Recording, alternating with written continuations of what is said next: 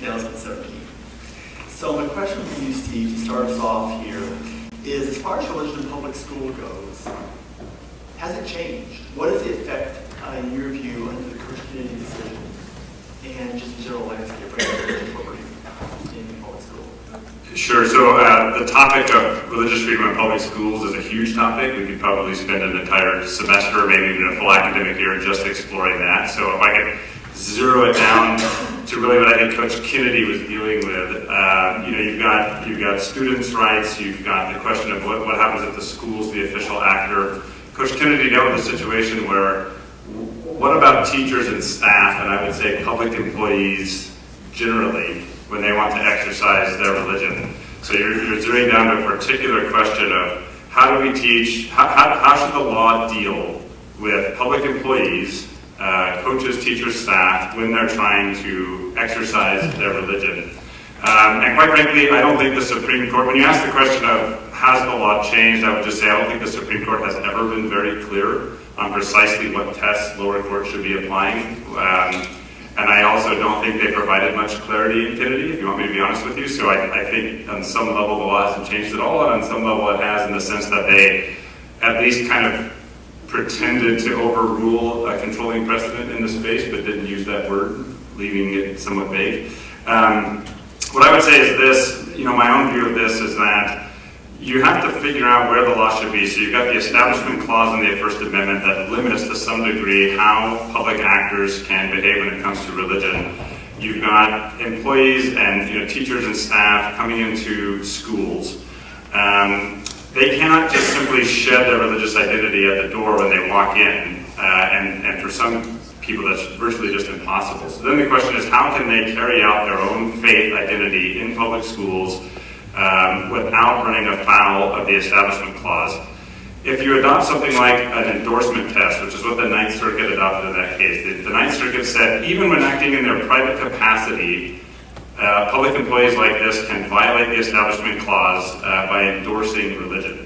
That kind of a test, if you think about how it might apply, can result in all sorts of absurd results. And the best way to illustrate that is in Toronto, up in Quebec, they passed a law saying essentially that public employees cannot manifest their faith while engaging in their official duties because it'll appear as if the government is endorsing religion.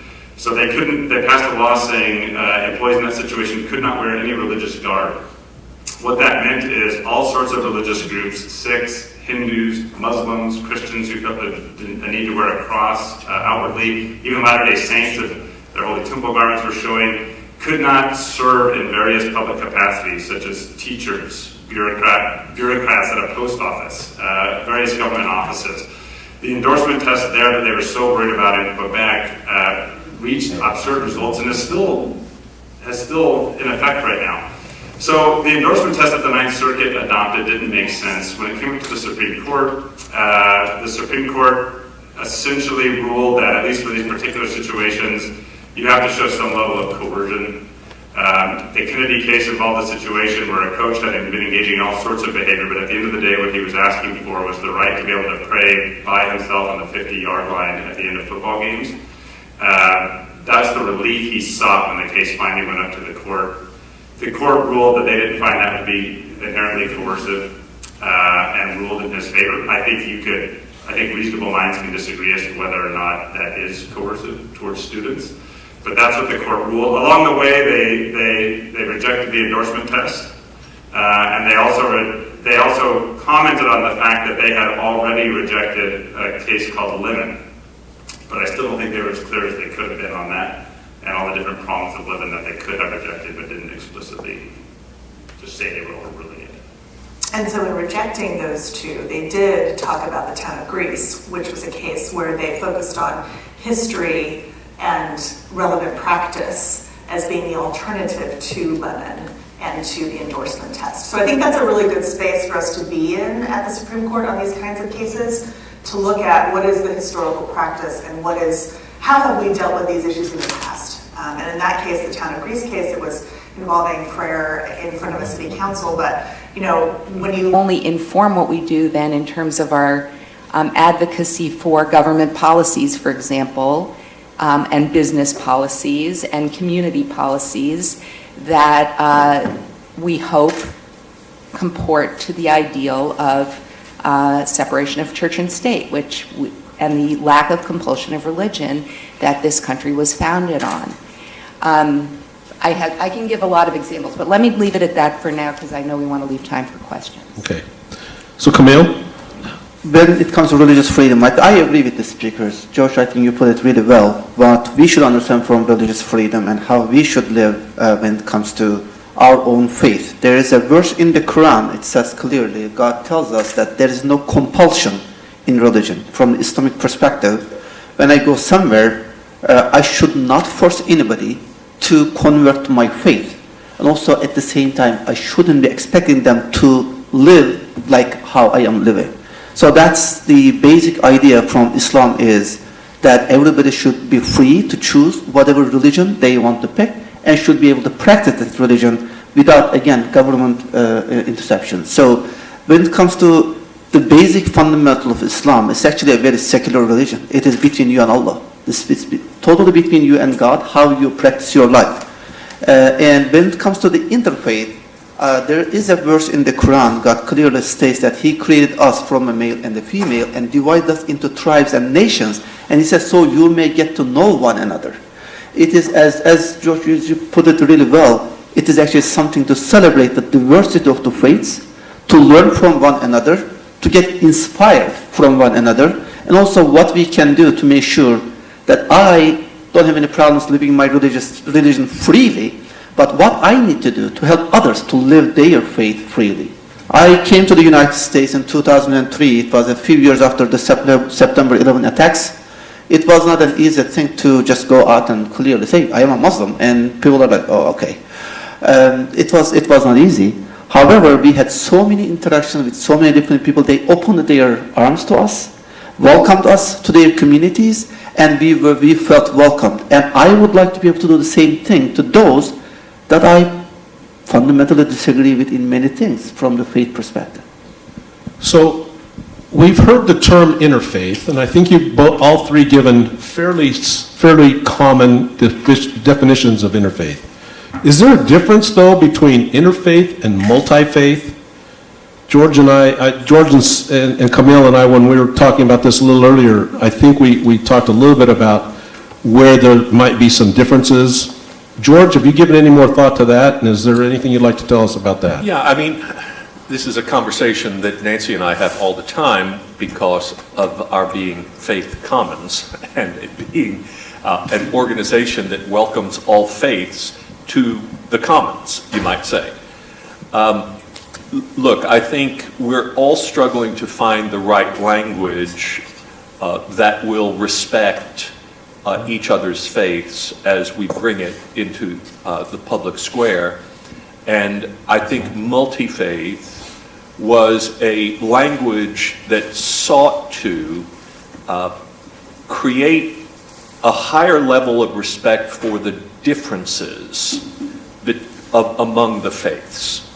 That when we used to use the language of interfaith, it often, in what I would call a kind of first generation of interfaith work, it often would not require, but seem to encourage people to find only those things that we have in common with one another in order for us to work together. And we didn't really get to know one another or realize that sometimes the differences are what really define us more, and that demonstrate that we understand each other and have respect for one another. So I think multi-faith was a kind of way of saying, look, we want you to be able to bring your whole self and your whole faith to this conversation. And then there's a kind of an acknowledgement of that. I would argue that there's a kind of new interfaith approach that I would like us to suggest about that multi-faith could be a stage in the process that is included in this sort of new way of thinking of interfaith. And that is that I not only acknowledge those differences, but I see them as a way for me then to be affected by another person's religion. Not that I am trying to change someone else, but I am allowing myself to become vulnerable, to reflect upon my own faith as I see the other person's faith, and then we can work together in that way, but there's a kind of openness to others that I can demonstrate instead of a defensiveness that comes sometimes in that manner. Again, I think the language is fluid, but conceptually, whatever language you use, my hope is to say that respect for the differences of other people's faiths should be a part of ultimately this work we do together. But I hope it's not the end, that ultimately I am changed by my encounter with people of other faiths. So Nancy, in your work with interfaith work, and I know you've been doing it for a long time and you're very successful at your relationships with other folks, do you find a difference there are things changing in the definition of interfaith in your mind? Are we going away from, and I think what George is talking about was perhaps at some stage in interfaith relationships there was some places an ecumenical type movement where we're all going to start to try to believe the same thing, when I don't think that any of us at this table think that that's what we want to do. No, I mean, I think that, again, the language can be confusing and actually distract us from what's really important. I'm going to give you an example of something. So a few years ago, there was a mayor in Wiley, Texas, and his story made the news because he withdrew an invitation to a particular group to give an invocation at a city council meeting because they allowed women to give invocations and to pray. And he said, you know, I don't let women pray. And he was also a pastor in addition to being the mayor. And he said, I don't allow women to preach in my church, and I can't allow them to preach in my, or pray in my, in a civic institution. Later on, he said, you know, I never said that other members of the council couldn't invite people, whoever they wanted, to come and pray in whatever way they want to pray. I just can't offer that invitation myself because of my own personal faith beliefs. I think that indicates the idea that, you know, maybe it's a multi-faith council, maybe there is diverse religious representation on that council, and maybe there will be people who choose to invite people of different religious and theological perspectives to pray before a council meeting. That's different than interfaith, in which you say, okay, if we're going to already sort of blur the lines between religion and government by having a prayer before a government meeting, which already is a question mark in my mind, but that you know, isn't even an issue anymore, right? That's just a given. But if you're going to do that, then have one that is inclusive of everyone. That would be an interfaith statement. Now, there are people for whom they don't feel they can do that and be true to their religion.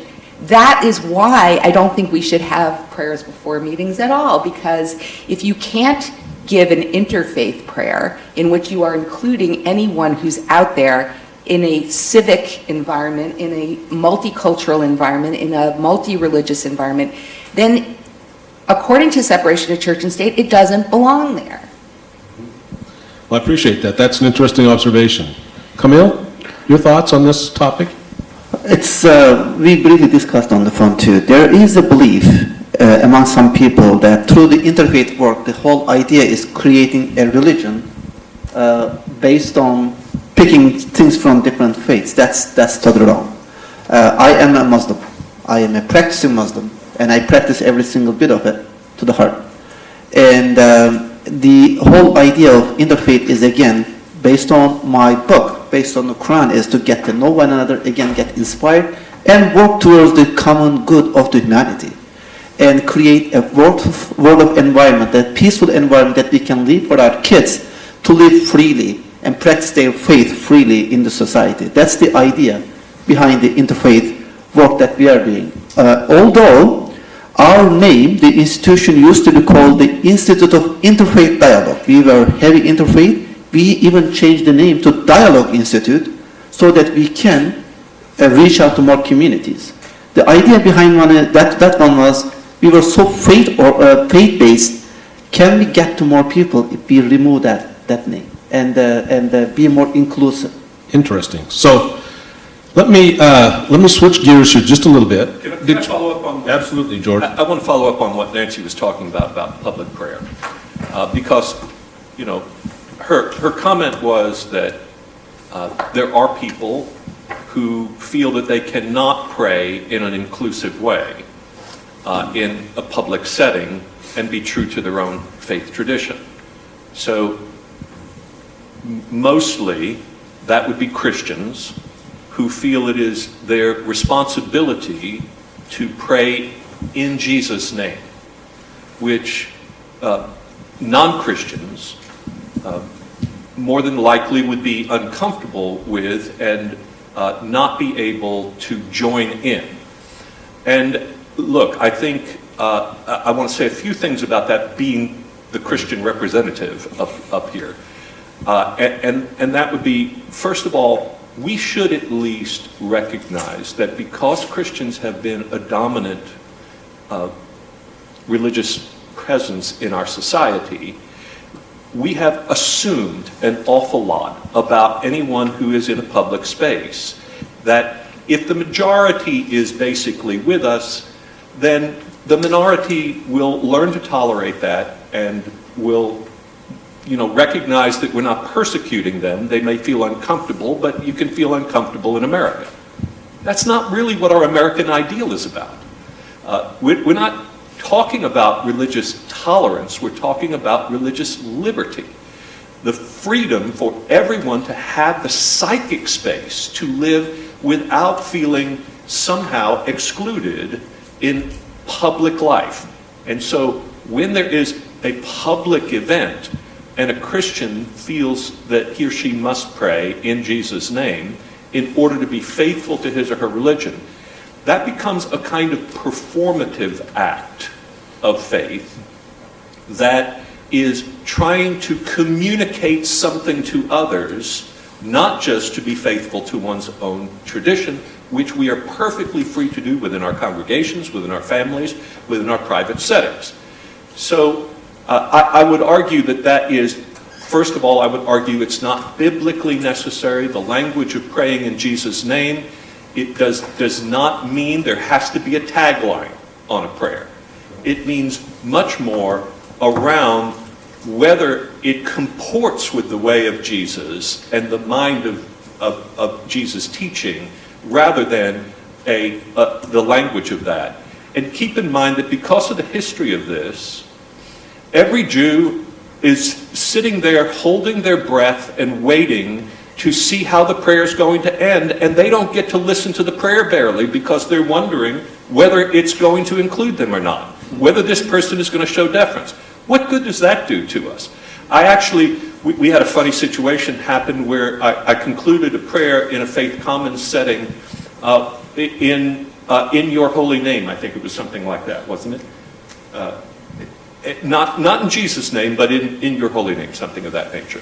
And even that was, a tense moment for someone who commented to Nancy about that and said, isn't that just sort of a circumlocution of saying in Jesus' name? Amen is enough, but I think we need to practice this in a way that demonstrates this. Ours is not the standard by which everyone else should be judged in their faith traditions. Otherwise, it's almost like God is really at work in my faith, I'm not really sure about yours.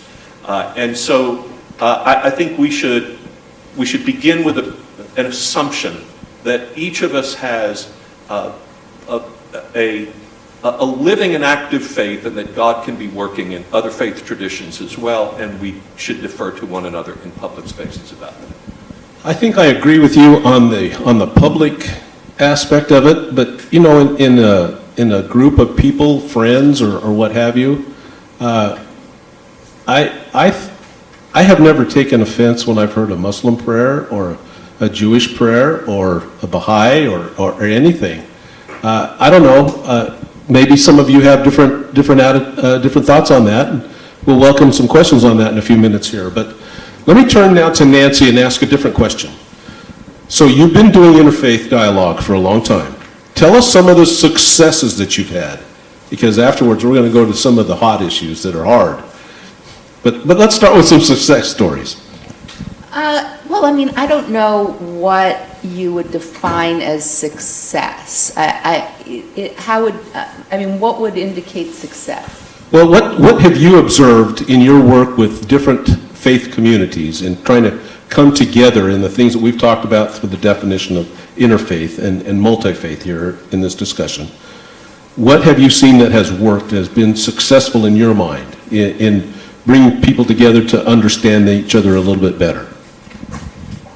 Well, I mean, I guess the best example I can give is from our most recent big program, which was we brought a sick American, Valerie Kaur, to Dallas, and we had 30 partners. Some of them were faith organizations, some of them were educational institutions like SMU, individuals who were interested, and Ms. Kaur has written a book called See No Stranger. She talks about seeing another as part of yourself that you don't yet know.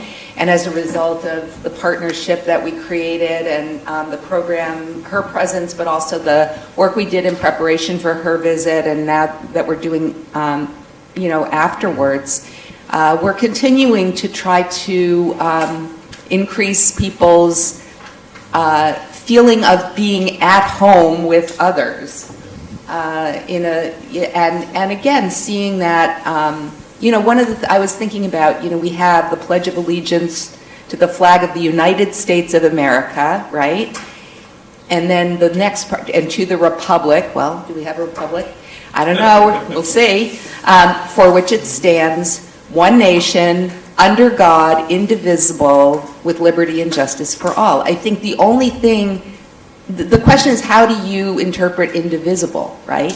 And the Valerie Kaur definition is that we are, and not just her, but the idea that I think Faith Commons espouses and believes in is that we are indivisible, whether or not we want to admit it, that we're interconnected, that we're interdependent, and that diversity actually, just like biodiversity creates resilience in an ecosystem, religious diversity creates resilience in a national system.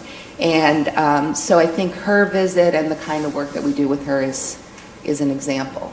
Thank you.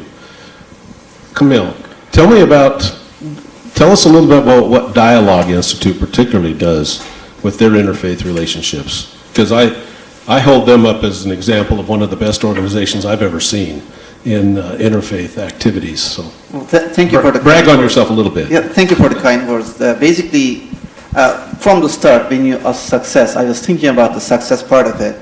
We are not a result-oriented organization. In our faith tradition, what you do is you do your part and leave if there is a result to God. He is the ultimate decision maker on those.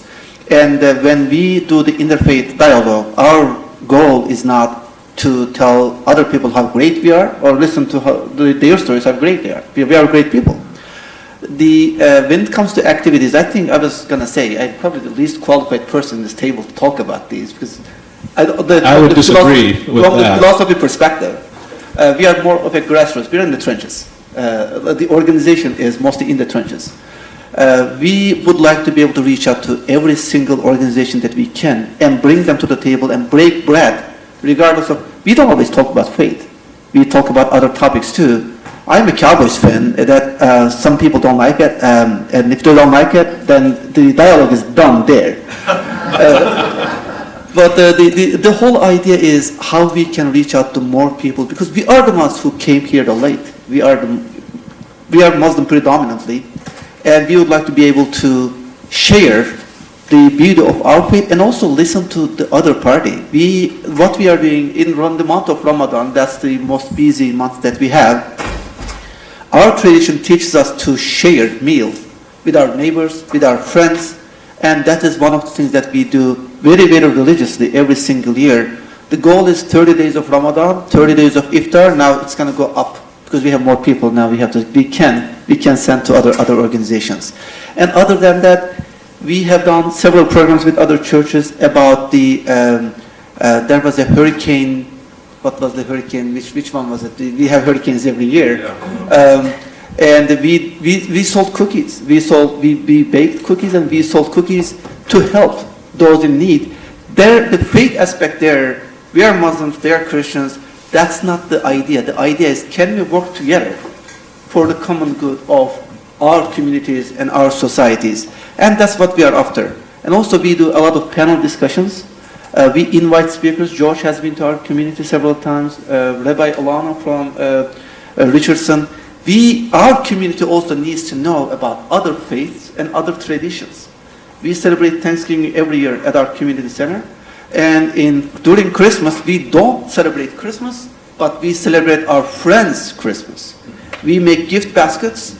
We walk around and distribute those gifts to our neighbors. The idea is, again, to get to an environment that we can freely live our religion. I don't have problems living my religion. If I want to pray here, I have my prayer rug with me, I carry all the time.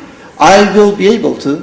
And at the same time, I want our friends, our colleagues to understand that we are a part of a larger community here. Well, thank you. I appreciate those comments. Our church, the Church of Jesus Christ of Latter-day Saints, has a website, and in the discussion on interfaith that we have there, they had quoted a retired Lutheran minister who used to teach at the Harvard Divinity School, Krister Stendahl. And he was quoted as saying that he had 3 principles when he thought about doing interfaith work. The first one is, if you want to find out what somebody believes, ask an adherent of that faith, not one of the enemies of that faith. Don't go to the horse's mouth, go to the source and find out what they believe. And I think that's one of the things that all of us here on this table, in this panel, have been able to do in the various interfaith activities we've done.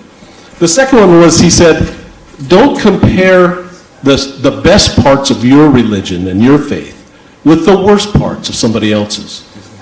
Everybody's got things that some people look at and say, well, that's weird. Compare apples and apples and oranges and oranges. And then the third one, which is my absolute favorite, he said, reserve a place in your heart for holy envy of the traditions and the faith things that happen with other people's faiths that you might want to emulate in your own life. There is something that you can learn from every faith. And I know my wife and I have had the opportunity to be now engaged in interfaith here in Dallas for 15 years. And that's where I've met George, that's where I've met Nancy. I've only met Kamil recently, but I've known people from the Dialogue Institute for years and years. And they all demonstrate this in their daily walk, in the things that they do. Now, let's take a little bit of a turn here, because obviously we can't talk about religious freedom, particularly in light of what's going on in the world today, without hitting some of the areas that are sometimes problematic. What happens? What do we do when my expression of religious freedom runs up against something about your expression of religious freedom? How do we resolve that tension and that specific issue?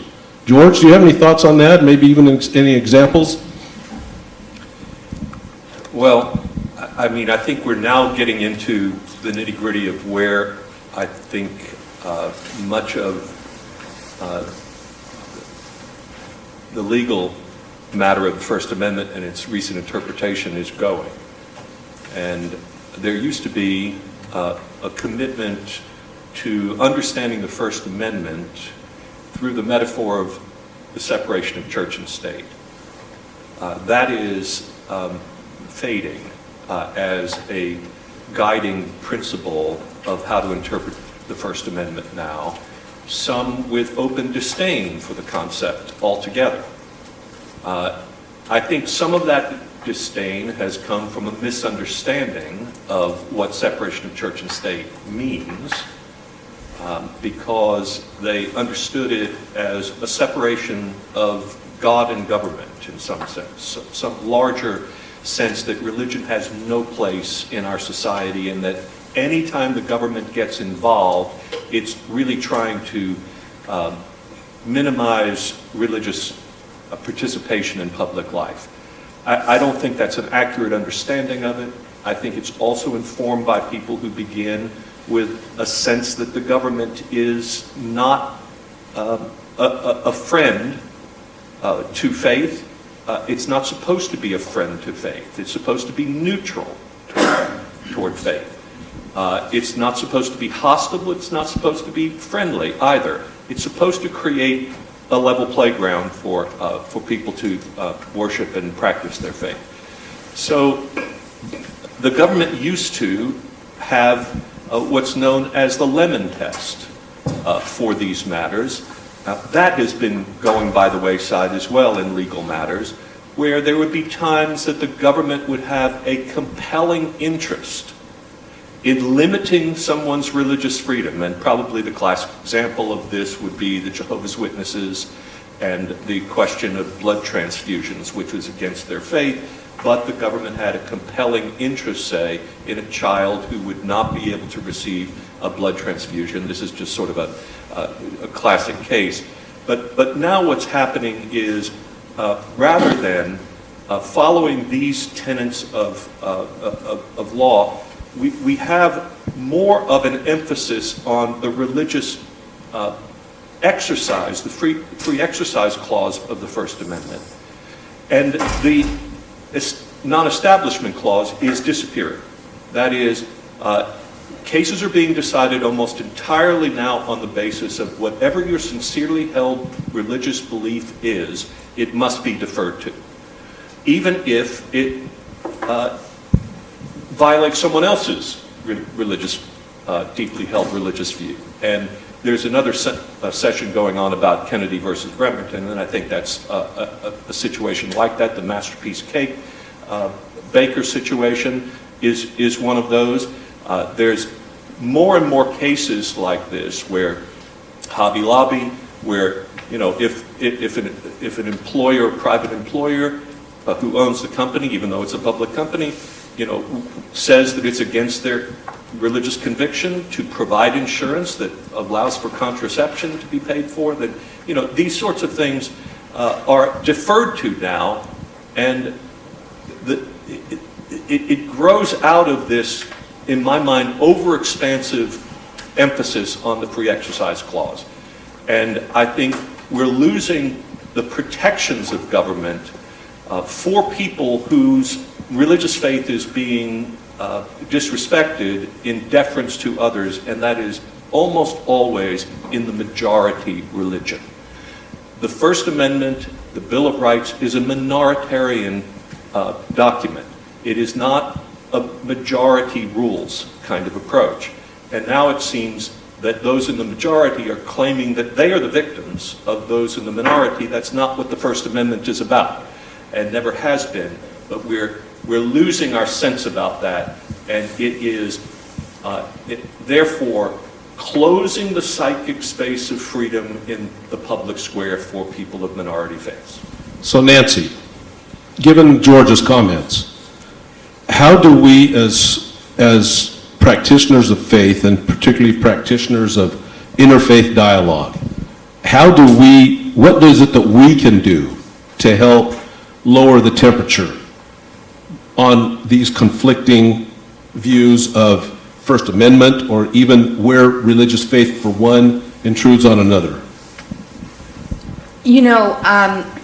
I have to say, I came for the morning panel, and Mr. Johnson's remarks, I had a question for him. My question is, you're investing all of this effort in creating understanding and inviting people to bring their whole selves into the workplace and making people feel welcomed and included and helping people understand each other, how does that translate into corporate policies about healthcare options? How does that translate into benefits policies? How does that translate into the ways these major corporations like American Airlines and Intel and all those big, rich companies are what are they lobbying for in Congress and in state legislatures? I mean, I do think that there is what is the result of these conversations? If we're really understanding each other and learning to respect each other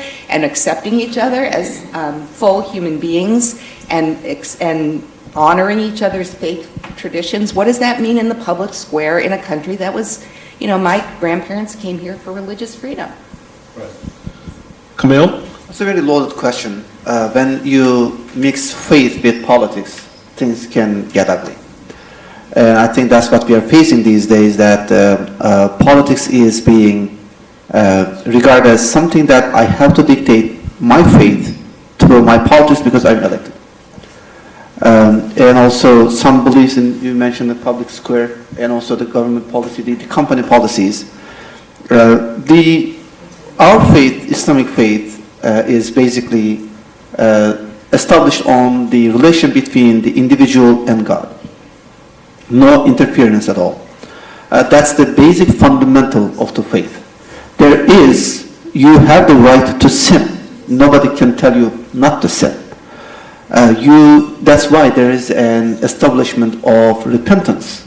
There's a whole chapter in the Quran about repentance, because God tells us that He created us to have the potential to sin.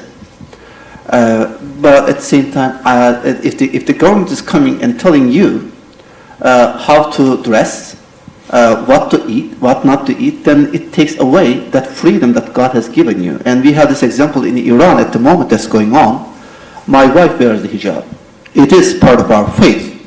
But I'm fully against a government coming and dictating this religious duty on people to appear like they are following the God's order. That's totally incorrect. That's not true. I am fully in support of secular governments, and the government has to be secular, not me. I am not secular. I live my faith, but at the same time, I want my freedom to live my faith in a secular government to be protected. I will leave it at that. Well, we could go on for a whole day here, I'm sure. Yeah, We about can even that. start to scratch the surface on all the issues that we can be facing here. And those would include where the intersection is on cases of abortion, on the issue of abortion, on LGBTQ, on public schools. Many of the things that are going to be talked about in the public square, they're going to be talked about in this conference. I urge you to listen to the other panels, and I know you won't be able to be to all of them. Now, I've got about 4 minutes that I can take questions. Linda? You need to speak loudly, please. I will try. Thank you, Mark. My name's Linda Abramson Evans. I'm a faculty member here at SMU and a member of the Interfaith Council of Thanksgiving Square, and a fan of all of you there and your programs. So the question that I have is, what programs and events might you have coming up that the audience here might like to engage with, and also is there any other information that you would share for us to engage? And Reverend George, you mentioned you wanted some comments on the issue of the public prayer with praying in Jesus' name at public events. So as a Jewish individual, I do appreciate that we do hold our breath, wondering if we can say Amen, or in Hebrew, Amen, at the end of that. But I do understand the heartfelt, personal religious convictions, and the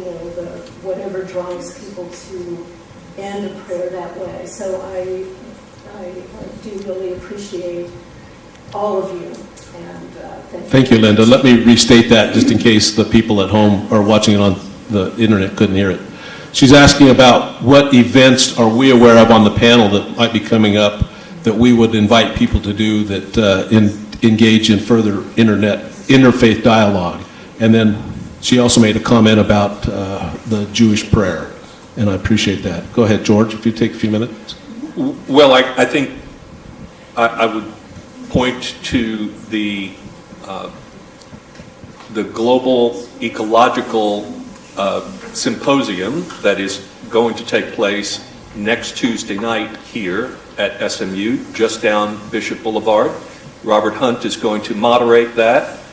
This is sponsored by the Museum of World Religions, and there will be Buddhist, Jewish, Christian, and Muslim presentations and conversation about different perspectives on the role of religion and its relationship to science in helping to address the ecological crisis we find ourselves in. So that would be something I would point out immediately that is coming up November the 1st.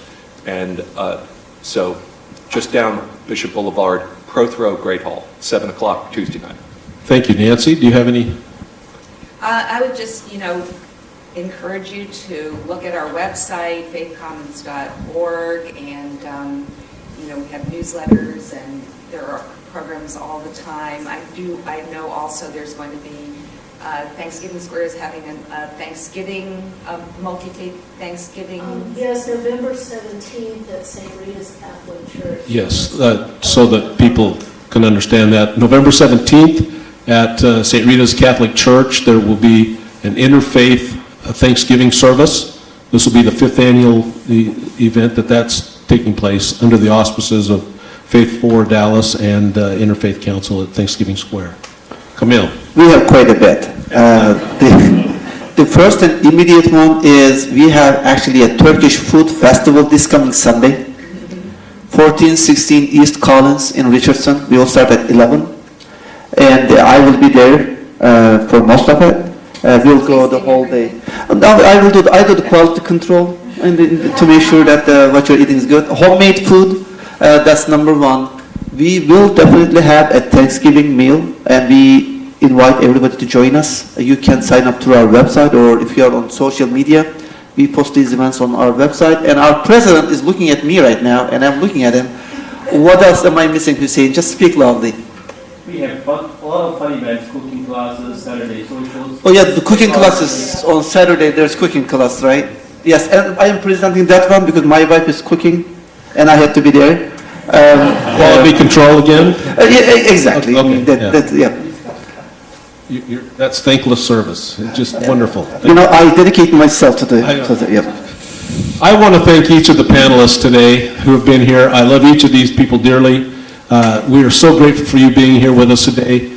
Please continue to support us in the DFW Alliance for Religious Freedom. This will be on the website, and we will have hopefully another 6th summit next year, the same time. Thank you very much. And Mark, thank you. Thank you.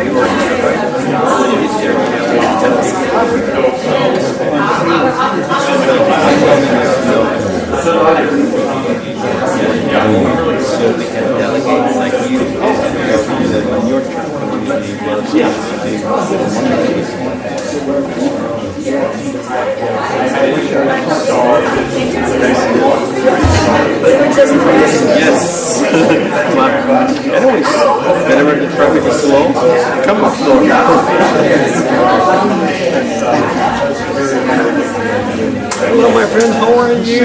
I'm great, thank you. Thank you for connecting me with John Bryan. Yeah, I already gave him 15 minutes to see what speech. I was able to get in with this, and you cut me there. So they asked me to give a conference talk about interpretation. So I believe if they didn't complain about me, so I just they like it.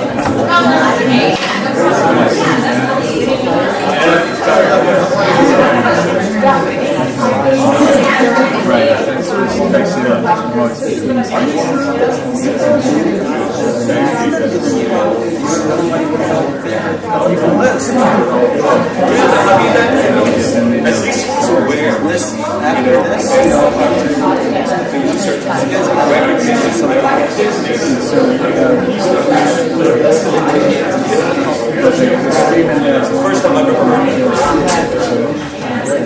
Well, hope to see you later. You can come tonight.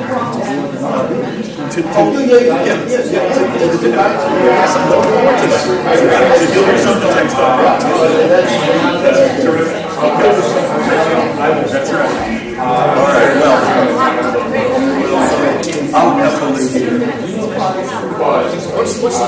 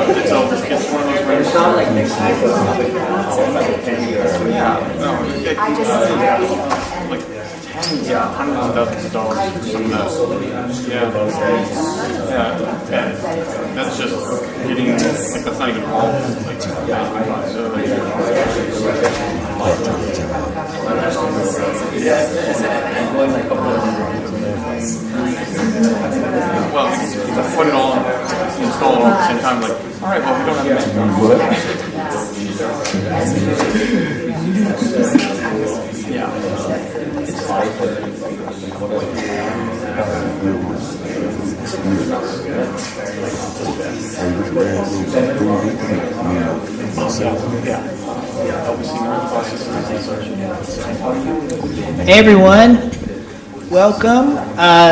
This is Bridging the Divide, Religious Freedom and LGBTQ Equality. I'm moderating this panel. My name is Shannon Minter. I'm an attorney actually with one of the 4 national LGBTQ legal advocacy organizations in the U.S. and the one I work for is called National Center for Lesbian Rights. I've been there for a very long time, about 30 years, and in that capacity, I've litigated a number of cases involving the conflict or the perceived conflict between LGBT equality and religious freedom. And so I feel like can say from firsthand experience, can express like frustrations with litigation, the limitations of litigation as a venue for resolving these issues. I mean, litigation just tends almost by definition to put us into kind of an us-them, zero-sum, winner-take-all, or as Ken Johnston said in the wonderful keynote, kind of everyone go to your respective corners. It's just not a very satisfying way to deal with the full sort of human complexity that most of us experience when we're navigating the intersection of these issues in kind of real-world settings, whether it's schools or seminaries or workplaces or social service agencies. So this is not a legal panel, and I would just say that I have never, in all these 30 years of working on these issues, I've never participated in a panel like this or honestly even seen a panel like this, and I'm incredibly excited that it's happening. I mean, what we have here is a chance to hear from people who are dealing with this tension or conflict or perceived conflict from a real world perspective and in very creative, complex ways that are trying to do justice to the complexity of it and the humanity of the issue. And I just want to say, I'm so grateful to all of them. It's, people are really putting themselves out there and making themselves vulnerable by sharing their experiences with this. It's not something that you hear people talking about in public fora that often. And I just want to stress, we're not trying to say there's a blueprint here or there's one kind of model or a cookie cutter approach. I mean, the whole point to me really is to recognize that there just could be a multiplicity of ways of dealing with the intersection of the reality that LGBT people exist and the mandate, the value, the foundational value of religious freedom in our society. And it's going to look very different. How that gets navigated and dealt with is going to look very different in different cultures and communities. And I think we need more kind of opportunities for different communities to develop their own organic ways of dealing with that. Anyway, with that said, I could not be more thrilled to be able to hear from the folks on this panel. These are amazing people. I'm just going to briefly introduce them, and then we're going to hop right into things. But I'm going to do it in alphabetical order. So we've got Gary Barnes, who is the professor of biblical counseling at Dallas Theological Seminary, and has done amazing, groundbreaking work about how does a therapist respond when you have a student or a person who's identifying as gay or transgender or having the underlying feelings that go with those identities and also has traditional religious values and beliefs? How do you help that person? Lauren Gray, who is my dear friend, former colleague actually, she used to be our communications director, has done a number of different things, but is now senior vice president at Edelman, which is the world's largest public relations communications firm. And Lauren works directly on advising businesses about social issues and has some really, really interesting new research to share with us. Then we've got Major Don McFarland. So grateful to you for being here. Major McFarland is the regional commander of the North Texas region of Salvation Army, which is the largest social service provider in North Texas. And Salvation Army has gone through this fascinating process, which she can tell us about. Their internal religious values and beliefs are quite traditional when it comes to human sexuality, but they provide their services to everyone, and that's just an interesting landscape to navigate. And then last but not least, my really dear friend, Steve Sandberg, who is general counsel at Brigham Young University in Utah. Utah is ground zero in so many ways for these tensions, these conflicts, and Utah has been a really bright, shining example of how we can navigate them in a way that is kind of reasonable and takes everyone's interest into account. But anyway, Steve's got all kinds of interesting things to share with us about how you and your colleagues have tried to navigate these issues at BYU. So I want to just jump right in and ask each of y'all to talk for a minute about just the kinds of issues that you have seen and navigated relating to this tension or perceived tension. And Steve, if you wouldn't mind starting with you, that would be awesome. And you can stand up or sit down, whichever you prefer. All right, thank you. I'll sit down. That way we can all stay seated. I'm grateful to be here today, and thank you for taking the time to be here with us. I serve as the general counsel for Brigham Young University, and that is the flagship higher education institution of the Church of Jesus Christ of Latter-day Saints. And Brigham Young University has a mission to create an educational environment where the gospel of Jesus Christ can be taught and the students can live in accordance with the teaching of Jesus Christ. As part of that, we have on our campus an honor code that all students sign. And as they enter campus, they agree to abide by a bunch of principles, including being honest, living a chaste and virtuous life, and among other things too, one of the tenets of our faith is not to drink alcohol or coffee or tea. So those are among things too. So all students, regardless of their faith tradition, agree to these components. As general counsel of the university, I was thinking when Shannon asked me to participate of the ways in which our university intersects and there are perceived or real tensions between our religious faith and our LGBTQ brothers and sisters. And I was thinking I could talk about the accreditation things I worked on. Or I could talk about, including with the ABA, the APA, and ASHA, other accrediting organizations of law, psychology, and speech and language and hearing. I also thought about, we worked with the Department of Defense, and I worked directly with the Office of the Secretary of Defense about maintaining our ROTC in the face of perceived tensions on this issue. But what I want to talk about today is our students.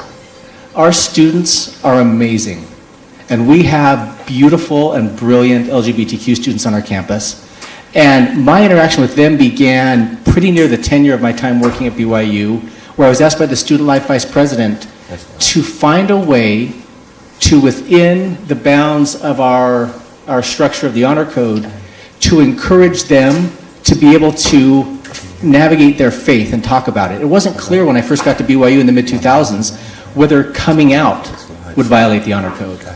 And we thought, where better to have our LGBTQ students learn to navigate their lives than with trusted faculty and friends and other students who are there and trying to live the gospel of Jesus Christ. So that began a long process that, along the way, included interactions with the NCAA. They have a Common Ground initiative, and when Shannon talks about building bridges, I'm so grateful for people at the NCAA like Amy Wilson, who's the Director of Inclusion, who welcomed BYU to their discussions, and we participated in an annual conference bringing together religious individuals and religious institutions and LGBTQ individuals. And BYU hosted that in 2018. That experience, the experience of being welcomed and invited into those conversations, gave me a truly deeper approach to it. This is not like business negotiations. So much of what I do in law, and this is what Shannon was talking about too, if you end up in a lawsuit, you've kind of already decided it's broken down enough you're not going to be able to work things out amicably. And there is a process for then kind of resolving things, but it's almost always a winner take all. And it becomes zero sum and the stakes get really high. But when we work together to try to understand each other, that's when so much good can happen. And so I'll just give two quick examples. One of the things I did was, I'm old, I got on social media. I didn't know how to use Instagram. My kids teased me about it. But I realized that was the best way I could interact with our LGBTQ students. And I would follow their posts and see their stories. And the other thing I did was I helped, along with one of my colleagues at BYU, we worked on a working group where we pulled together officials over housing, over our student life area, over athletics, over our religion area. And we all got together and spent a semester talking through how, consistent with the principles of the Church of Jesus Christ, we could welcome our LGBTQ brothers and sisters, and especially our students. Then we spent a full year working with a range of our students, including some who were leading unofficial clubs on campus. The end of that whole process resulted in the first ever really kind of devotional forum specifically devoted to LGBTQ issues gathering on campus. And we packed 2 full rooms for a noon meeting and an evening meeting. And the most beautiful part about that was everyone there felt seen and recognized and heard and loved. And now I'm not going to try to brush over that there are continuing tensions. We have a lot of students who are discouraged. BYU does prohibit same-sex marriage, and in addition to that, same-sex relationships. So that can be very difficult for LGBTQ students. So I don't want to minimize that, but I do want to say that when we come together with mutual respect, a lot more good can happen. Would you mind sharing? Yeah. I really thank you for the invitation. I appreciate the opportunity to be able to speak into what the Salvation Army is doing, especially here in North Texas and in my own experience over the last 20 years. Prior to moving here in June, for the last 20 years, my husband and I ran residential rehabilitation programs Our facilities were specifically for men, older buildings that were not well designed for integrating men and women trying to find rehabilitation for active substance abuse. So combining those populations was not feasible within our buildings. One of the things that we have done and that I did overseeing the program aspect, the counseling side, I love sitting next to a counseling instructor, is when we have individuals who would enter our program, it was the practice that we encouraged our intake counselor to allow anybody who was curious about our program to literally walk through the entire thing. You would see the dorm you would live in, which was a 5-bedroom dorm. You would see the communal bathroom, or bathrooms. In one building we had 2 wings. One building we had only 1 bathroom. So individuals would be able to see the day room, the dining room. We involved something called work therapy, and they would see where their work assignment would be. And then we allow people to make the choice. Do you think this is the program that is right for you? We had many individuals who identified as gay who fully participated in our programs without difficulty. In the course of probably the last 5 years, we had a small number of individuals who were transgender and also transgendered who were in the process of gender reassignment. And this empowered them to make the decision for themselves.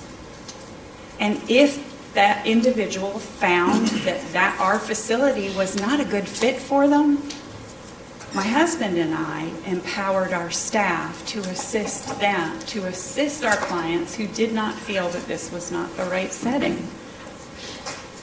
We'll help you find a place that you do feel is the right setting for you. We also had to do this for individuals who did not meet our criteria because they weren't within our age criteria. You had to be 21. We had 18-year-olds come to us, and we had to help them find a facility that would assist them.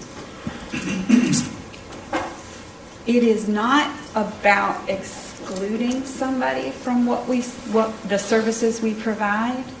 We do have to meet certain parameters, but in our situations, and I can't speak nationally, I can only speak from my own personal experience.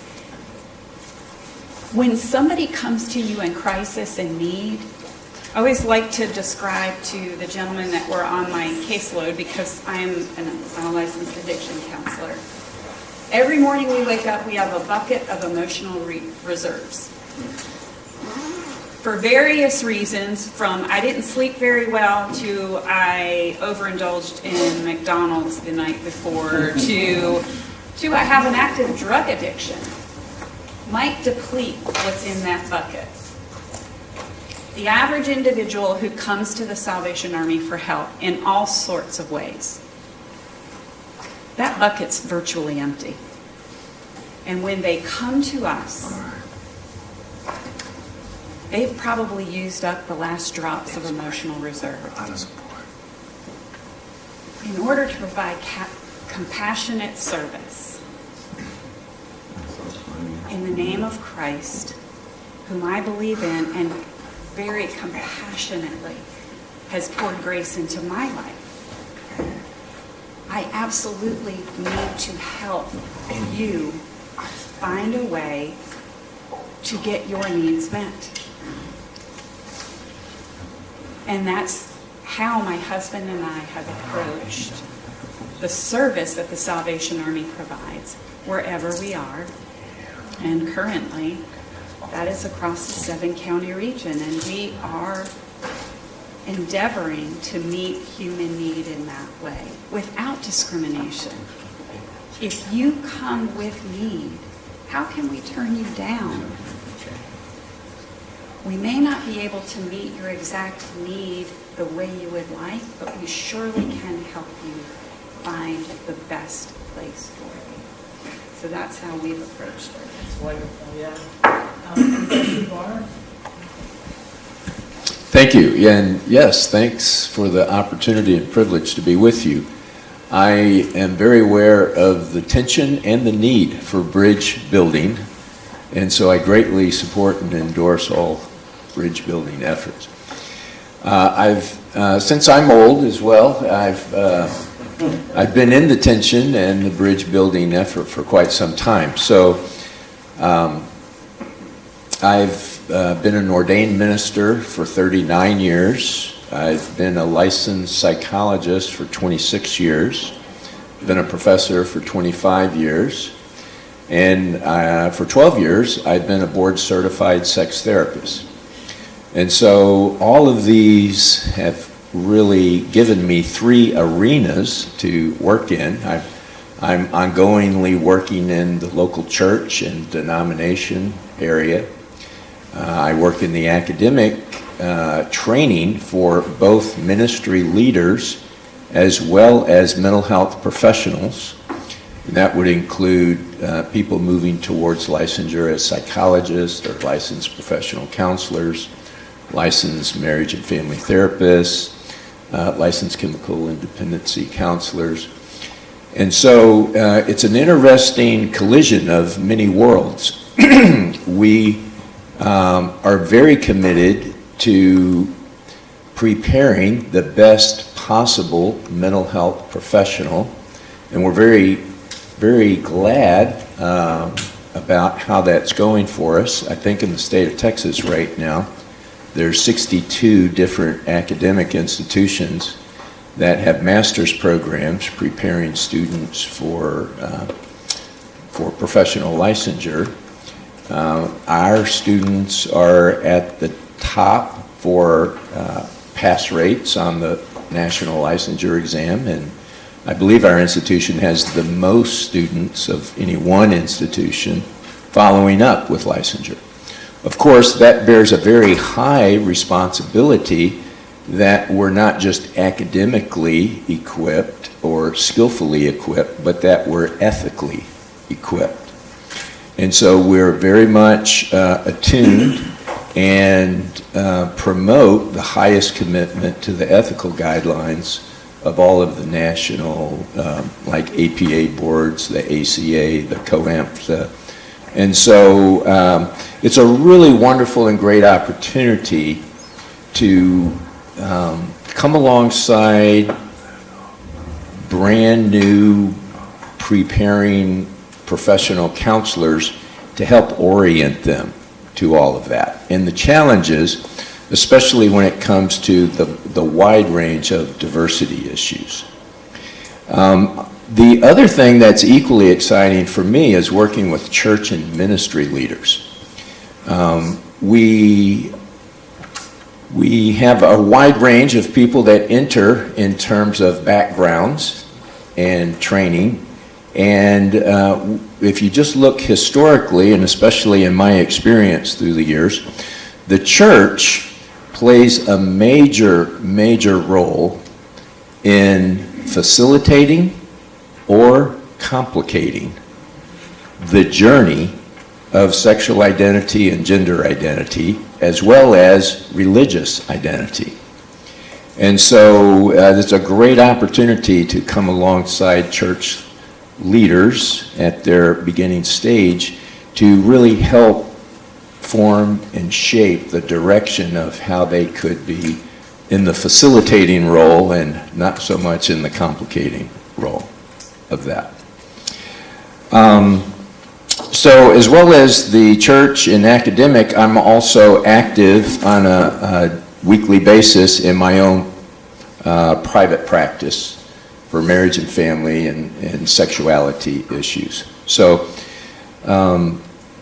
we really do have a tricky balance in all of this. I believe that the balance is a very real possibility. And I think good ethics as well as good theology can really guide us in this. One of the things that I think is really powerful from a good theology is this concept of oneness not based in sameness. I like it so much I'm going to say it again. Oneness not based in sameness. One of my key mentors and trainer, I just discovered with Shannon, is a real leader in this field. He actually should be the one sitting in my seat here, Mark Yarhouse. I love his comment when he's talking about when it comes to faith-based communities and all of our responses to the sexual diversity issues.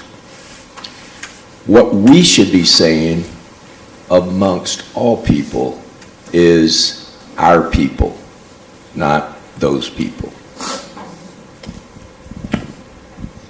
Thank you, Professor Barnes. That is so powerful. I mean, you know, whether we're talking about religious universities, biblical counseling, or religiously based social service agencies, I mean, the complexity here and the creativity that you are displaying is just, it's truly inspiring. So we're going to now have Lauren talk to us about some of this from a very different angle. They said Lauren works for a very large, the world's largest public relations firm. And can you talk to us about what are you hearing from businesses, from workers and consumers? And I know you've got some interesting research to show us. I think I can use this mic. Yeah. And I did have a slideshow too. Is that going to work? Is there already selected? I think it's right behind. Okay. Thank you for bearing with me on tech. I don't know, Lauren, you may. Is it working? Is it the one behind it? Yeah. Yes.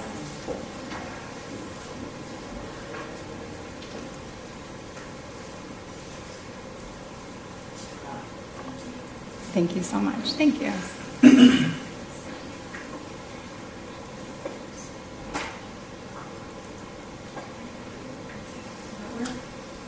Perfect. Okay. All right. Well, thank you so much. So I'd like to kick things off a little bit by just sharing a little more about Edelman. As Shannon mentioned, it's the largest global PR firm, but it's also really known as an industry leader on measuring trust. It's something that we've done for the last 20 years. We've produced a report called the Edelman Trust Barometer, and it tracks trends in trust across major societal institutions like business, the government, NGOs, and the media. And I wanted to share some really interesting data with you from a trust cut that we put together just this year. And it showed that actually the workplace is regarded as one of the last places where we can still have civil conversations about societal issues and differences. And as such, it would be interesting, I think, to look at the workplace as a model for how we could potentially restore trust and civility in some of this discourse. So in a world of anxiety and uncertainty, people interestingly do still really trust their employer. And I want to start by saying that historically, interestingly, our research has showed that employees are a much more trusting group than the general population. And here we can see that trust in employers is really strong, and it held steady amidst volatility. So despite trust declines in other institutions, such as the media, NGOs, and government. And you might be wondering, why is employer trust so steady? And one explanation for that is that trust is local. So when we asked employees who they trust to do what is right, they overwhelmingly said, many of them, those that they're interacting with every day in the workplace.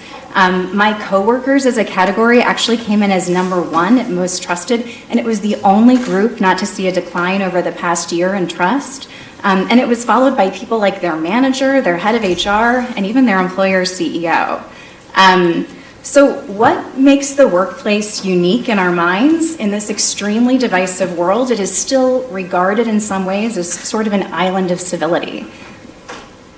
So in fact, the people that I work with are regarded as a greater source of community than neighbors, other organizations, and even people in the same political party. And what's really interesting here about the workplace is that people actually expressed that they felt more comfortable disagreeing with their coworkers than they would their neighbors. And this question did actually look at comfortability around discussing opposing viewpoints on LGBTQ issues. But why? Why would this be? When we asked, the top answer was a shared respect for truth.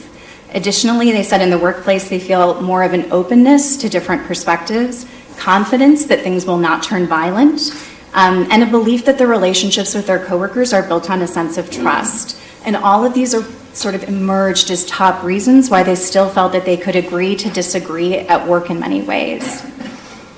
And that brings us to this very important shift. And that's that the workplace has now become a place where people expect to address societal issues, which is kind of fascinating.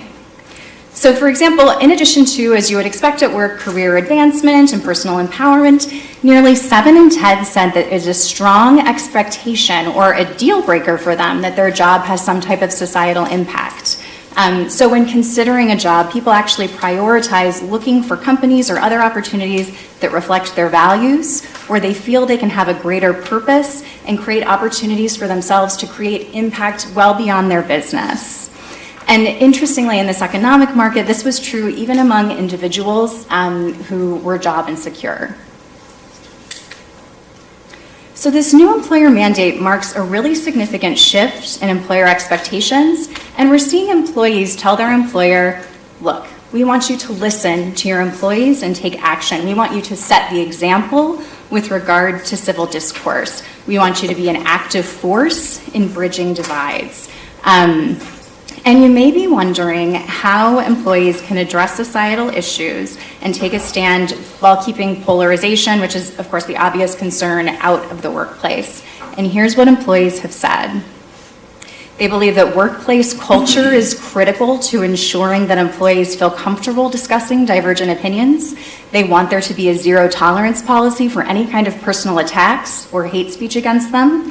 And they want there to be resources for employees if a coworker behaves in a way that they believe to be disrespectful. They flagged that executive behavior matters significantly too.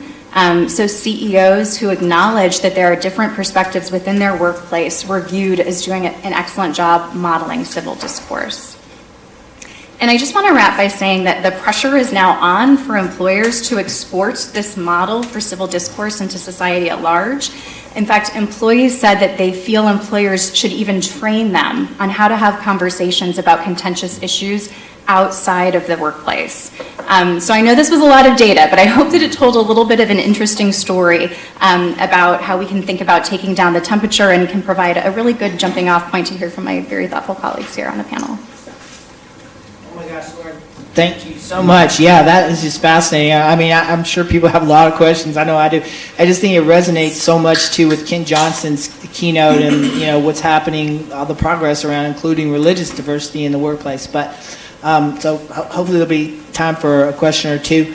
But I wanted to ask the panelists, if you feel comfortable like sharing a specific example of a time you've had to navigate this conflict or perceived conflict between LGBTQ equality and religious freedom, or if you want to talk about what you found most challenging or most rewarding about doing that. Sure. I mentioned at the end of my comments about this working group where we met for a year. We met for every Friday afternoon for 3 hours with about 8 administrators and about 12 students, all of whom identified as LGBTQ, the students did. And we came at the end of that working group with a recommendation that we would have a campus-recognized club. We were going to call it BYU Belong. And in the end, that club wasn't authorized. And it was devastating for a lot of us who worked on it, mostly because we wanted a way for our students to feel seen and recognized and heard in conformance and in complete alignment with the Church of Jesus Christ of Latter-day Saints principles.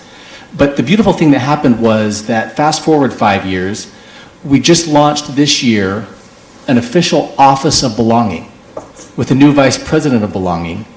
And the reason why this is special is it's not just focused on our LGBTQ students. There were also many other marginalized groups on our campus who were needed to be better seen and heard, including racial minorities, particularly our black students. We have a very small percentage of black students on campus and others. And we have among our senior administrators of this new office and the vice president that reports directly to the president, leaders and devoted disciples of Jesus Christ who have particular and specific competencies in those areas, including openly gay administrators who live according to the tenets of the church, and others who are helping in this area. So part of, I think what our students want to see is immediate change sometimes. Any student that comes in, if they have a cause, they wanted to see it happen that year. And institutions, especially religious ones, take time to have things happen in those ways. And so it's been gratifying for me to see some of the students that I worked with, we're still in close touch on that, and I think it's going to bear a lot of fruit because we want all of our students, including our LGBTQ students, to feel the love and the covenant expectations of the Savior. And we also, and this is the thing we're working on this year even more importantly, there are many of our students who don't understand that it's equally, in fact, probably even more important, that none of our LGBTQ students be mistreated or treated in any way unkindly on our campuses.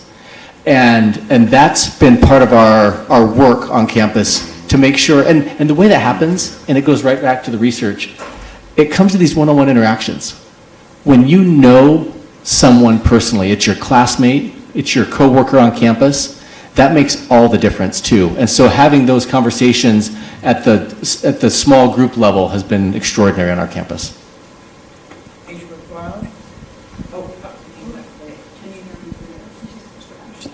All right. Probably one of the issues that I found most difficult in the tension is not the individuals who came to us for services, but dealing with staff that was uncomfortable because they weren't sure.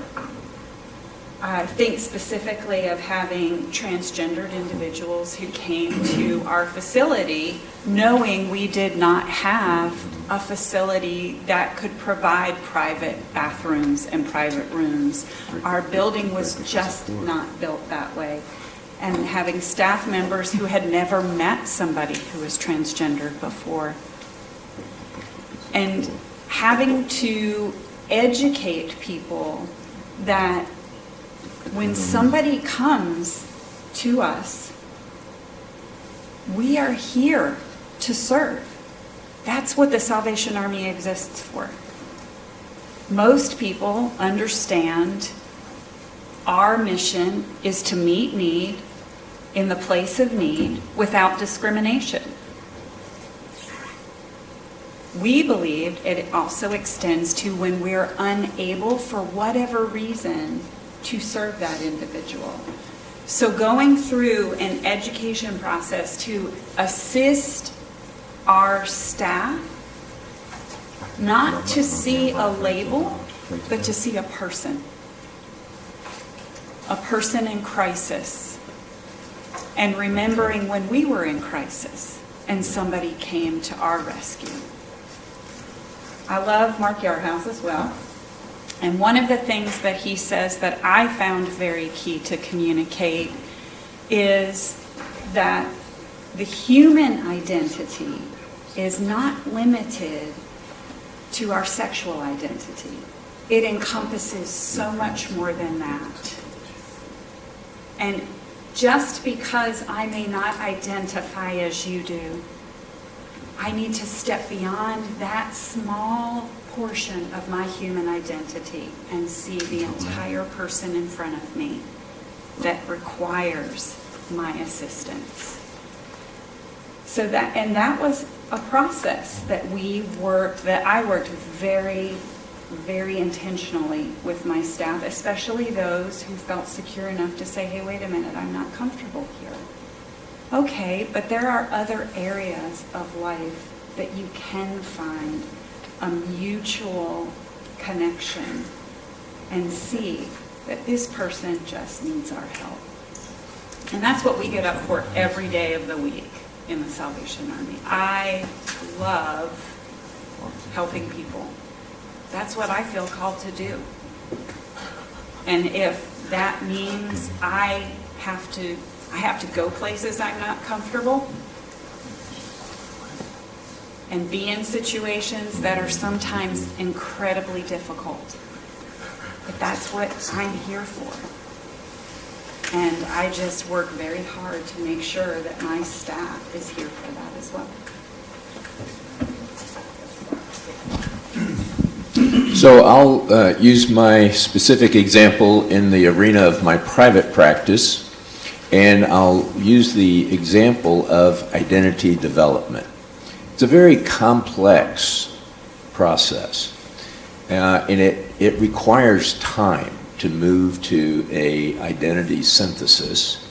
It also gets complicated because we have multiple identities along the way that we're working on. So I may be working on a sexual identity development, but I also might be working on that in the context of a faith community.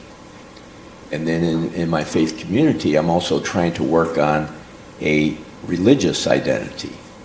And as I move from being a child into young adulthood, I'm in a process of individuating from my parents, not having just the faith of my parents, but still being connected to my parents, but also can I still be connected to a faith? And then if I'm trying to do that as well as develop a sexual identity that's not being embraced by my faith community, how does all of that work? You see how important it is for that whole process to be facilitated and not complicated. And I can have very deep commitments and allegiances to different groups that are highlighting the conflict of me moving forward in that process. So that's why I love the bridging idea, so that we're not only not adversaries in sexual diversity and faith communities, but we're also not isolated from one another. Because it takes an integrated effort for facilitating a process over time where people can really move to an identity synthesis on that. Gosh, I just can't say enough about the importance of the work that you're doing, Professor Barnes. I mean, a world where a lot of LGBTQ kids just get subjected to very damaging therapy, conversion therapy. I mean, what you're talking about, the respect, sexual identity, religious identity, and complying with the ethical requirements of the Mental Health Organization, that could not be more important. I mean, thank you for what you're doing. I know we're running short of time, but Lauren, do you want to share anything about your conversations with businesses around these issues? Or? So I can just say very quickly, this shift that we're talking about where businesses are being asked to comment on societal issues is a shift. And many businesses feel sort of ill-equipped to do that, or don't know where to start, or don't know how to approach that. We would say in those situations to them to start with your employees. Listen to your employees, find ways to hear what they're feeling, connect with ERGs. In many ways we've seen through past data that employees are business's most important stakeholder, and that's especially true now, to make sure that they're making them feel comfortable. And then the other thing I would say is that we use a tool at Edelman called the Societal Issues Navigator, but at its essence, what this is it's a balancing test that we would encourage businesses to sit down and take on societal issues. So think about your mission, think about your values, think about what issues you've talked about in the past, and it can help you sort of arrive at a place in the future. And having a balancing test, even though that sounds sort of rigid, is a really helpful way in some ways to take the temperature down on some of these conversations. We've been in the room when maybe a female executive will start crying because she's so upset about the perspective of her coworker in the room. So really having some of these frameworks in place to work through at a bit of a distance can really help bring down some of the temperature on those conversations. We might have time for one question, maybe, if anyone. We may not. I think I might be pushing the boundaries, but if not, I just. Oh yes, please. Is Lauren, is your data available on your website or on the DFW Alliance website? It is. It's available on Edelman's website. The Edelman Trust Barometer in this particular study is called Trust in the Workplace. I just want to thank the panelists for being so open and talking about issues that are not easy to talk about. I mean, these are difficult struggles, and everything you've said is just it's so inspiring, and so much of what we need more broadly to, as one of the panelists in an earlier panel said, to navigate living in a pluralistic society. And what you're all doing is extraordinarily important. So thank you so much, and thank you all for being here.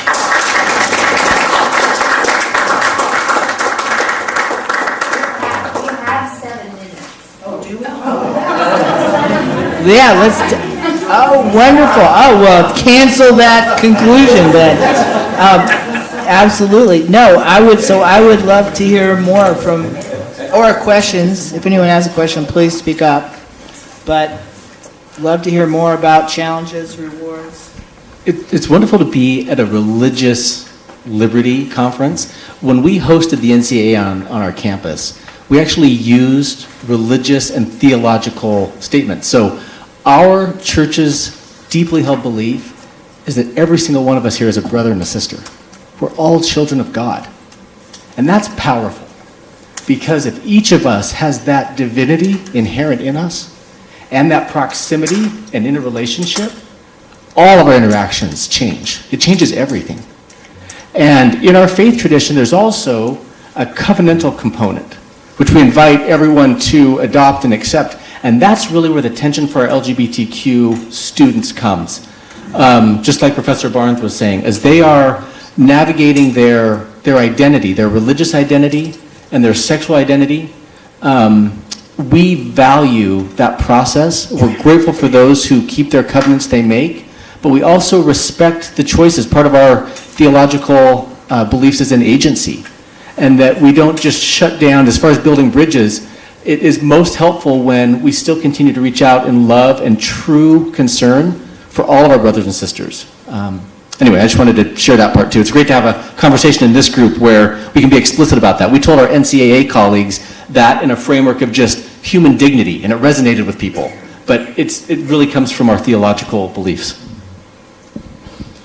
I'd like to just take this opportunity for a plug. It may be a resource for you.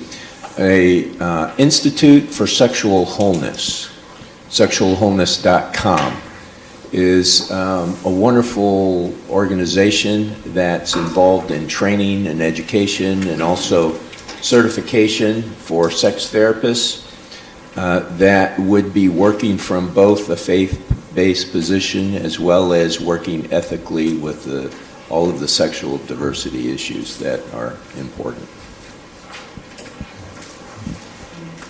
One of the questions that Shannon gave us was to talk about what we find most challenging or most rewarding. I think for me,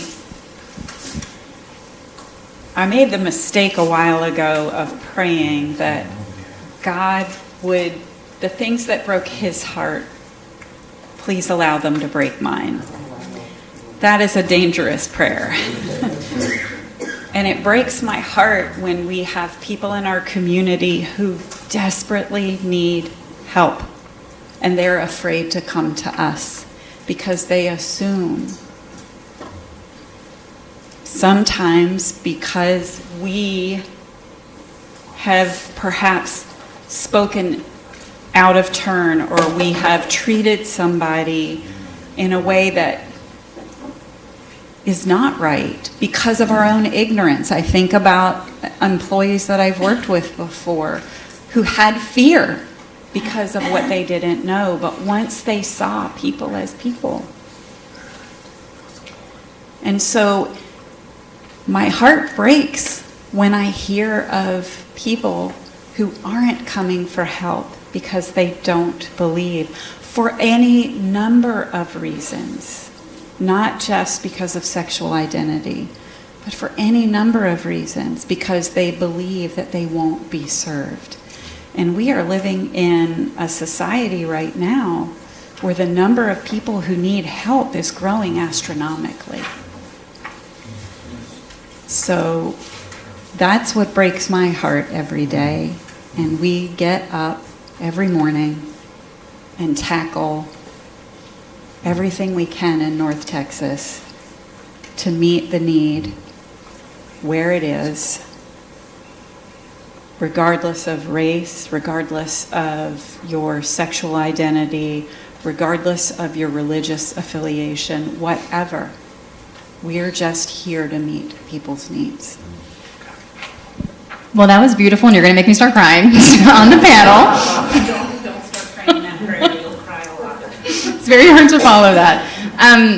I would say that just as a look to the future from our perspective, it's sort of fortuitous that we ended on this slide about what young people expect. And just want to flag that a lot of these expectations about deeper engagement on societal issues and those things permeating more even into our workplace are largely driven by young people. We've seen it as sort of an extension of what millennials expect in the workplace, but it is a really stark deviation from what we would have seen from a generation like Gen X. So what we're seeing is sort of the evolution of a trend. We believe that these sorts of expectations will deepen, so that there is really an urgent need for us to determine how we can have these types of conversations in a civil way across different environments, even in places like business where historically we would never have thought of having some of those conversations. So thank you so much for engaging with us today in a very civil discourse. One more play. Okay, another resource, a 90-minute documentary, Compelling Love. It's at compellinglovefilm.com, and it's about the same thing of us coming to the table together. I just want to end on a quick personal note. We're out of time. I just want to say that personally, Steve, it has been so meaningful to me to get to know you and to work together. I will confess, originally, I was not very trusting of you. And, over the past few years, I've grown to love and trust you very much. But to say also that it really matters for our societal health and the health of our democracy that somebody who's the legal director of an LGBT rights organization and general counsel for one of the most prominent conservative religious universities in the country can have a genuine friendship, and that we've been able to work together on things that really matter to the public good and the public interest. So I appreciate that, and I appreciate the chance to have this panel here today, and I appreciate the conference and the alliance so much. Thank you all.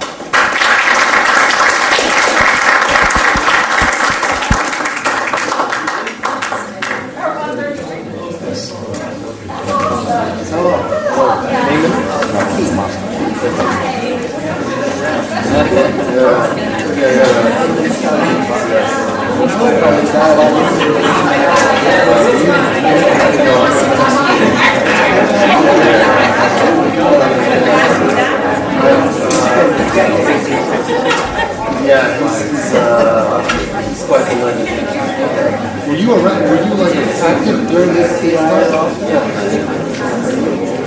Wow. You're surrounded.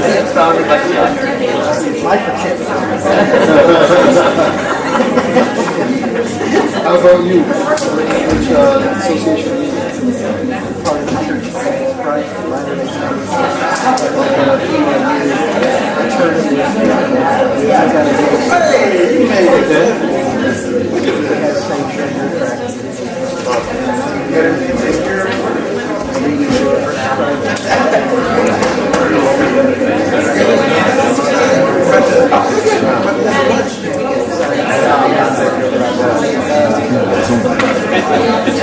They've never been exposed to my work. So you just try to learn how to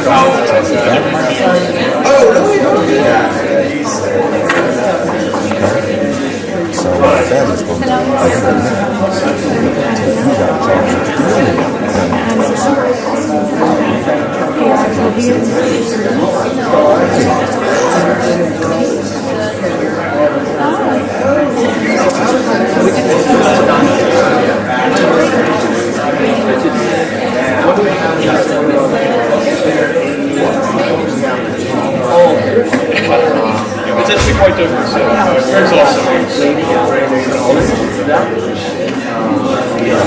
Leo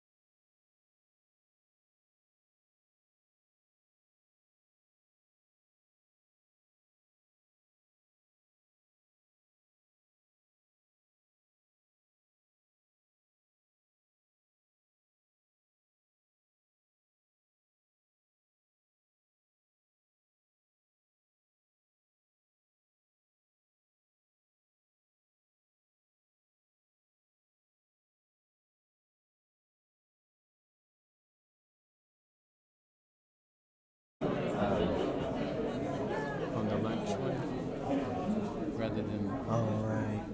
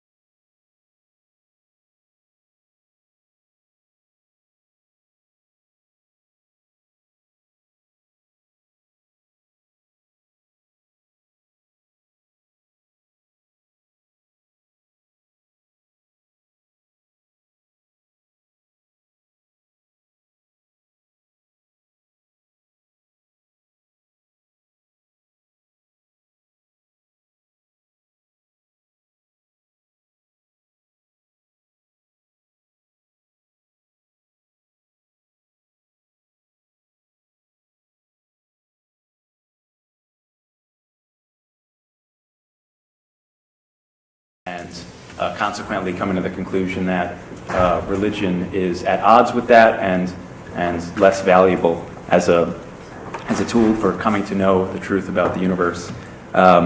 Speeding along, because I don't want to take up too much more time, but I think there's also been, as more attention has been given to mental health challenges, rightly, I think that's fed into a therapeutically oriented culture of sorts. For some, that leads to at least some sort of moralistic therapeutic deism, so a spirituality, if not an organized religious affiliation. But I think along with that has come an emphasis on self-love and self-care, whether it be through therapy and yoga, which people often find to be uplifting substitutes for traditional religion. And I think that self-love and self-care often comes in an interesting way, somewhat at odds with kind of traditional notions of self-criticism and self-denial that are more traditionally associated with organized religion. Lastly, I think an interesting thought, one that's not my own, but is that kind of as the youth, us, as some of us have turned leftward politically, I think certain mainline Protestant churches have abandoned or at least softened many of the classical doctrines of Christianity in an attempt of sorts to attract and retain members to kind of meet the culture where it's at. And I think for many that's that embrace of the social program of the secular political left has kind of left some asking what distinguishes those churches from just the general political agenda. So while in trying to meet the culture, somewhat losing losing a distinctiveness. Query whether the rise of the political right and affiliation of that movement with the political right, with the Republican Party, has turned others away from Christianity. I would just note that, for what it's worth, at least Pew has found that the most marked declines in religious affiliation within Christianity have come in those mainline Protestant churches. Food for thought. Okay, thank you, Warren. That's a great discussion of at least some ideas about what may be causing people leaving religion. Now, I think, Joey, my understanding is you're going to talk about, are people really leaving religion, right? Or where are they going if they're leaving organized religion? So take it away. Yeah, exactly. So, Warren mentions and brings up the great point of people disaffiliating from organized religion and traditional kind of religious groups. And so the question is, with the rise of people affiliating with no religion in particular, the so-called nuns, where are they going? What are they doing? And the interesting thing is that they're not necessarily becoming less spiritual. That spirituality is just being directed and fed in different ways. So according to the Pew Research Center,